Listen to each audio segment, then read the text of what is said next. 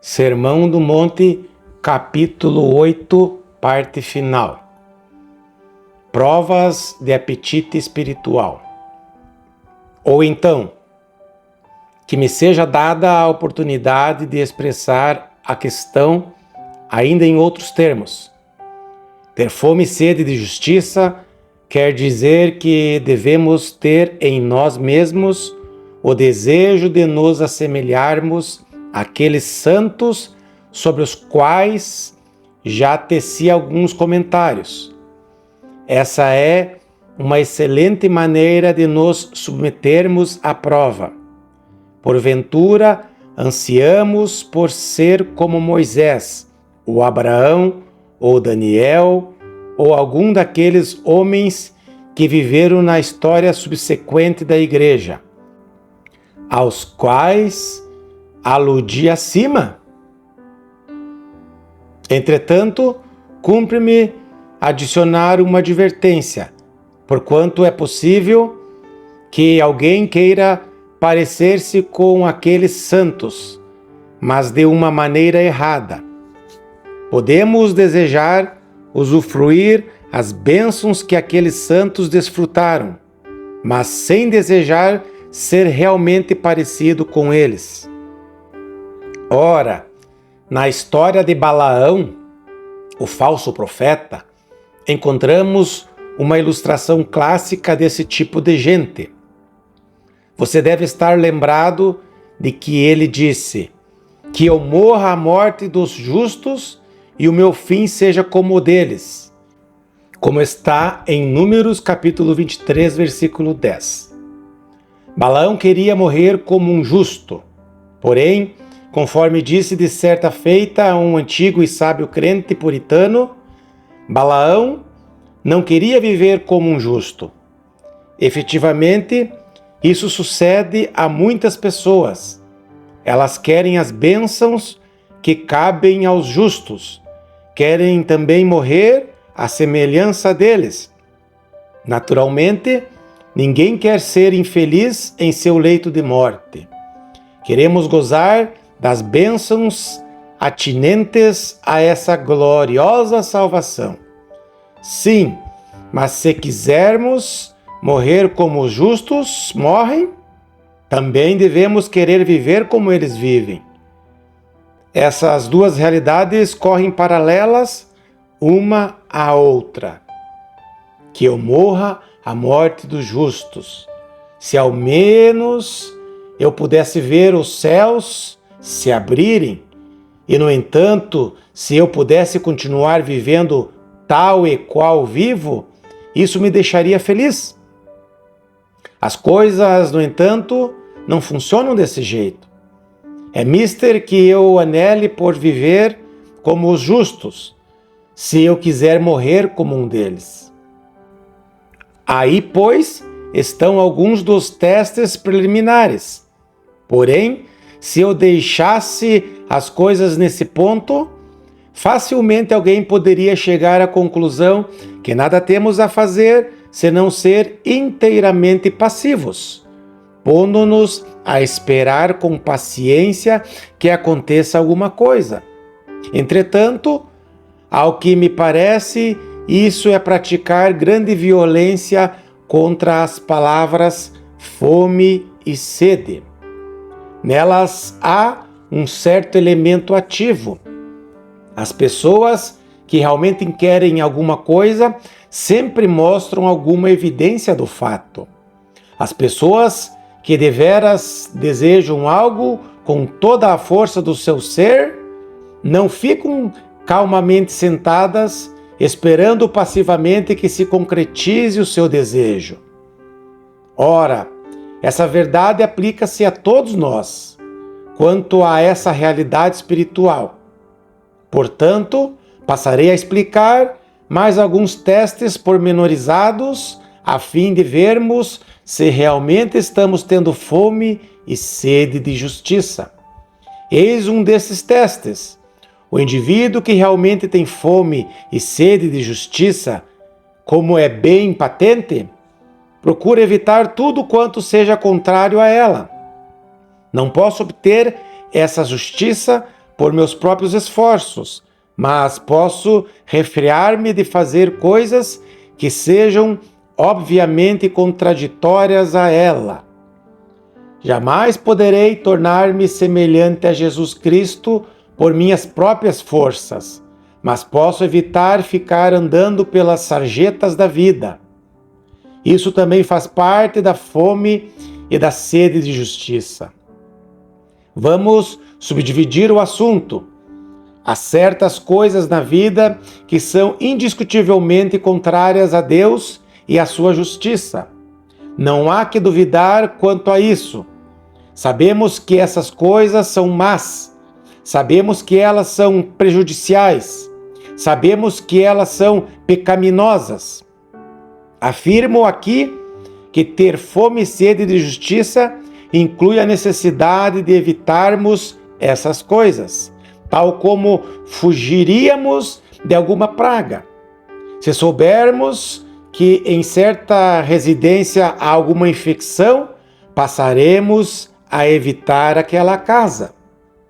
Costumamos separar os pacientes afetados por alguma febre, por tratar-se de enfermidade infecciosa, e, obviamente, evitaremos entrar em contato com os próprios enfermos. Ora, outro tanto sucede no campo espiritual. Todavia, as coisas não param nesse ponto. Sugiro que, se verdadeiramente temos fome e sede de justiça, não somente evitaremos as coisas que sabemos serem más e prejudiciais, como também evitaremos até aquelas coisas que contribuam para embotar nosso apetite espiritual.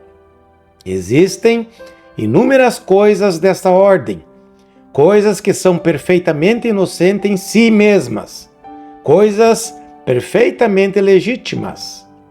Não obstante, quando descobrimos que estamos desperdiçando tempo com tais coisas e que estamos desejando menos intensamente as realidades divinas, então chegou a hora de evitá-las. Essa questão dos gostos é extremamente delicada. Todos sabemos como, no sentido físico, facilmente podemos prejudicar o nosso apetite, embotando-o, por assim dizer, se ficarmos petiscando entre as refeições principais. Ora, assim igualmente acontece no mundo espiritual. Existem muitas coisas que não são condenáveis por si mesmas. Porém, se eu chegar a descobrir que estou gastando tempo demais com elas e que, de alguma forma, estou prestando menos atenção a Deus e às realidades celestes, e isso se vem acentuando cada vez mais, então, se realmente tenho fome e sede de justiça, chegou o momento de evitar tais coisas. Penso que esse é um argumento alicerçado no bom senso. Permita-me apresentar-lhe um outro teste positivo. Ter fome e sede de justiça significa que haveremos de lembrar-nos ativamente dessa retidão. Haveremos de disciplinar de tal maneira as nossas vidas que essa realidade espiritual se conserve constantemente em nossa consciência. A questão da disciplina reveste-se de importância capital. Estou sugerindo aqui que, a menos que dia a dia, voluntariamente, de forma deliberada, lembremos-nos ativamente dessa retidão da qual tanto necessitamos, dificilmente haveremos de ter fome e sede dela. O indivíduo que realmente tem fome e sede de justiça põe-se a buscá-la diariamente. Contudo, você talvez objete a isso dizendo: mas eu sou um homem tão atarefado. Veja a minha agenda. Onde poderei arranjar tempo para essas coisas? Repito que, se você tem fome e sede de justiça, então encontrará tempo para ela. Você reorganizará a sua vida dizendo: as coisas principais devem ter a primazia. Nessas coisas deve haver certa prioridade de interesses. E assim sendo, embora eu tenha de fazer isto e mais aquilo, não posso dar-me o luxo de negligenciar a justiça, porquanto a minha alma está escravizada. Quando há boa vontade, dá-se um jeito. É espantoso como descobrimos tempo para fazer as coisas que realmente queremos. Se você e eu temos fome e sede de justiça, então uma boa parcela do tempo diário será utilizada na ponderação a respeito desse tema. Não obstante, vamos ainda um pouco adiante. O próximo teste a ser aplicado é este: o homem que tem fome e sede de justiça sempre se coloca em uma posição de onde lhe seja possível alcançá-la. Ninguém pode criar pessoalmente essa justiça. Ninguém pode produzi-la. Seja como for, entretanto, sabe-se de certas pessoas que, de algum modo, conforme lemos acerca delas, a atingiram. E assim sendo, basta-nos imitar o seu exemplo. Você deve estar lembrado do cego Bartimeu. Ele não era capaz de curar a si mesmo, era cego, e sem importar o que ele mesmo ou outras pessoas pudessem fazer, era-lhe impossível recuperar a visão. Contudo, ele se postou no caminho certo da obtenção do que almejava. Ao ouvir que Jesus de Nazaré ia passar por determinada estrada, postou-se à beira da mesma. Aproximou-se dele o máximo que lhe foi possível. Não podia recuperar a vista mediante os seus próprios esforços, mas colocou-se no caminho certo para obtê-la.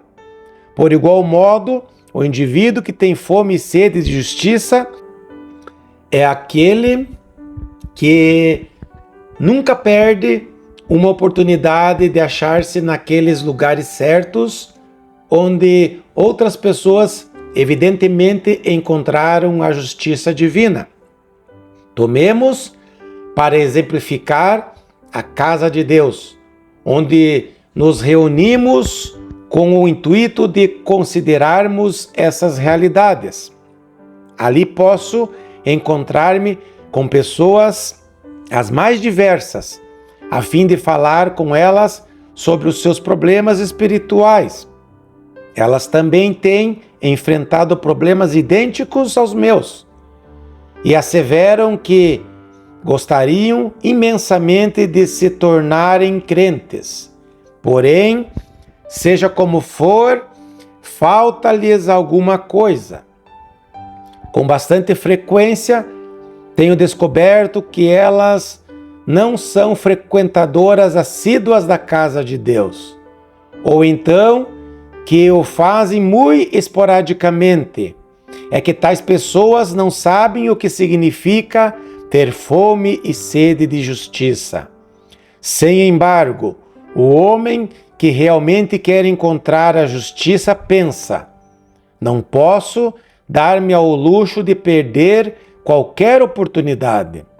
Onde quer que se fale sobre esse assunto, quero estar presente. Isso é apenas demonstração de bom senso. E então, como é natural, tal homem busca a companhia daqueles que já receberam essa justiça. E aquele homem ainda comenta: quanto mais frequentemente eu estiver entre pessoas piedosas e santas, tanto melhor será para mim. Vejo que aquela pessoa já encontrou a justiça.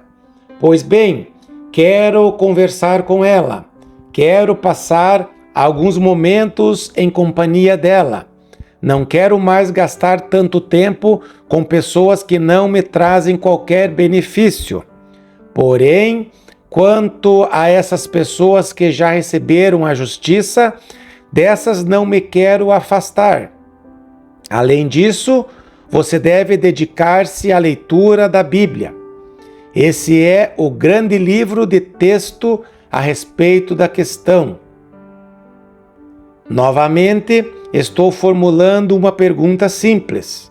Às vezes, indago de mim mesmo se dedicamos tanto tempo a esse livro como desperdiçamos horas lendo os jornais, assistindo novelas, vendo filmes ou participando de outros entretenimentos, a televisão, o rádio e todas essas coisas. Não é que eu esteja condenando tais coisas por si mesmas. Quero deixar perfeitamente entendido que não é esse o meu argumento. O meu argumento é que o indivíduo que tem fome e sede de justiça e que tem tempo para gastar com essas coisas deveria dedicar maior parcela do seu tempo na busca da justiça. Isso é tudo quanto estou afirmando. Portanto, leia e estude esse livro. Procure compreendê-lo. Leia livros a respeito dos temas bíblicos.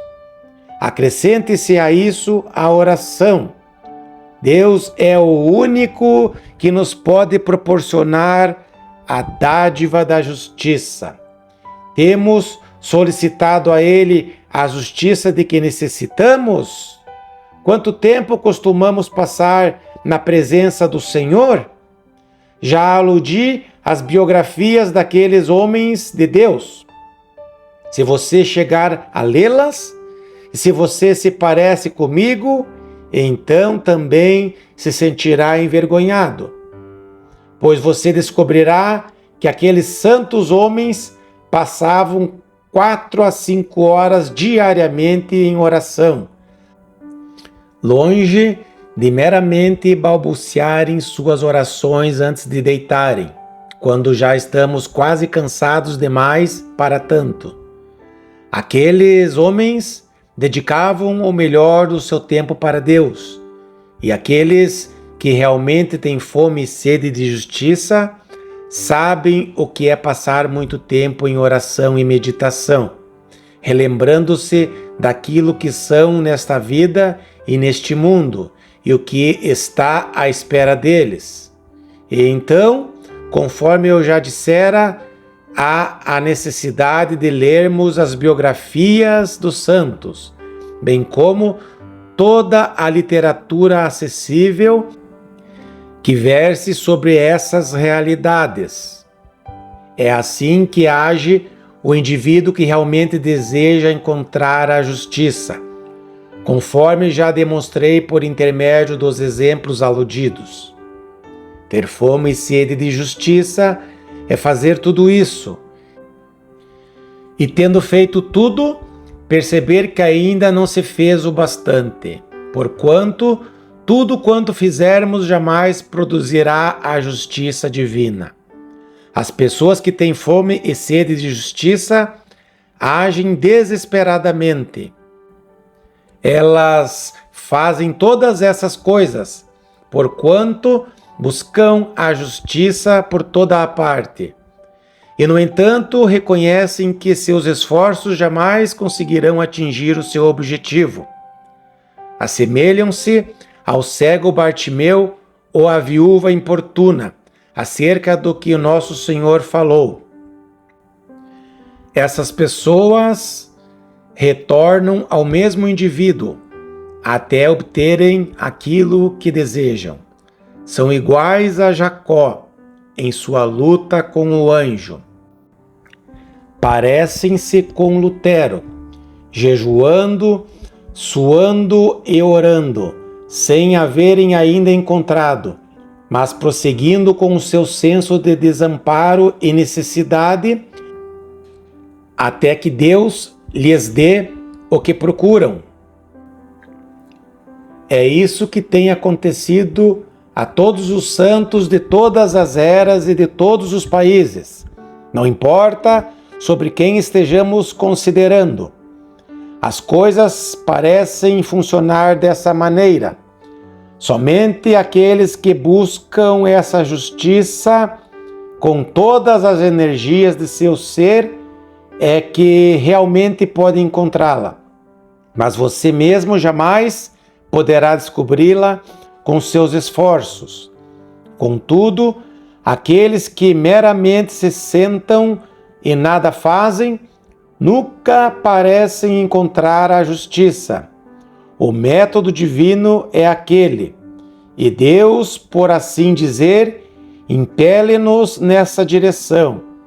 Já fizemos tudo quanto estava ao nosso alcance, mas tendo feito tudo, continuamos sendo miseráveis pecadores. E então, na qualidade de criancinhas, percebemos que é mister recebermos a justiça como uma dádiva gratuita da parte de Deus. Pois bem, essas são as maneiras através das quais provamos se realmente temos ou não temos fome e sede de justiça. É esse o mais intenso anelo de nossas vidas? É esse o mais profundo desejo do nosso ser? Posso asseverar com toda a honestidade e veracidade que desejo, acima de qualquer outra coisa no mundo, conhecer deveras a Deus e ser semelhante a Jesus Cristo, desfazendo-me do próprio eu em todas as suas manifestações e formas e passando a viver tendo em mira única e exclusivamente a glória de Deus e a sua honra? Gostaria de concluir esse capítulo com apenas mais uma breve palavra sobre questões práticas. Por qual razão deveria ser esse o maior de todos os nossos desejos? Eu respondo essa pergunta dessa maneira.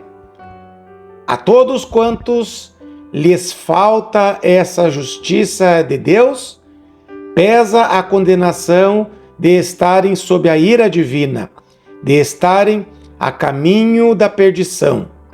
Qualquer indivíduo que morra sem ter sido revestido da justiça de Jesus Cristo, prossegue para a mais total desesperança e miséria. Esse é o ensinamento das Escrituras. Isso é o que a Bíblia afirma. Sobre ele permanece a ira de Deus, como está em João, capítulo 3, versículo 36. Somente essa justiça pode tornar-nos aptos para estarmos de bem com Deus e para irmos para o céu, para ficarmos com o Senhor e passarmos a eternidade em sua santa presença. Sem essa justiça, estamos perdidos e condenados. Quão espantoso é que não seja esse o supremo desejo de todos os seres humanos. Esse é o único caminho da bênção nessa vida, o único caminho da bem-aventurança eterna. Permita-me apresentar-lhe o argumento do caráter totalmente hediondo do pecado. Essa transgressão tão odiosa aos olhos de Deus, a qual é uma desonra em si mesmo, e que desonra o próprio pecador. Se ao menos percebêssemos as coisas das quais somos culpados tão continuamente diante de Deus, bem como à vista de sua perfeita santidade, então haveríamos de odiá-las como Deus as odeia. Esse é um grande motivo para termos fome e sede de justiça, o caráter hediondo do pecado. Em último lugar, porém, quero expressar a questão de um ângulo mais positivo. Se ao menos soubéssemos algo da glória e da maravilha dessa nova vida de retidão, nada mais haveríamos de desejar. Por conseguinte, voltemos a vista para o Senhor Jesus Cristo. É assim que a vida deveria ser vivida. Assim é que as coisas deveriam ser, se ao menos percebêssemos isso. Consideremos as vidas dos seus primeiros seguidores. Você não gostaria de viver realmente como aqueles homens? E não gostaria de morrer como um deles? Haverá qualquer outra forma de vida que lhe possa ser comparável? Eles levavam vidas santas, puras, limpas, dotadas da manifestação do fruto do Espírito, a saber, amor, alegria, paz, longanimidade, benignidade, bondade, fé, mansidão, controle próprio. Que vidas extraordinárias, que caracteres bem formados. Aqueles eram homens dignos do nome de homens. Viviam como o ser humano deve viver. Ora, se percebêssemos essas coisas sob a sua verdadeira luz, então nada mais haveríamos de desejar. Tornar-nos-íamos semelhantes ao apóstolo Paulo, e diríamos como ele também disse: para o conhecer e o poder da sua ressurreição e a comunhão dos seus sofrimentos, conformando-me com ele na sua morte, para de algum modo alcançar a ressurreição dentre os mortos, como está em Filipenses capítulo 3, versículos 10 e 11. É esse o seu grande anelo? Pois muito bem, pedi e dar-se-vos-á, buscai e achareis, batei e abrir-se-vos-á, como está em Mateus capítulo 7, versículo 7. Bem-aventurados os que têm fome e sede de justiça, porque serão fartos, com toda a plenitude de Deus, como está em Mateus capítulo 5, versículo 6 e Efésios capítulo 3, versículo 19.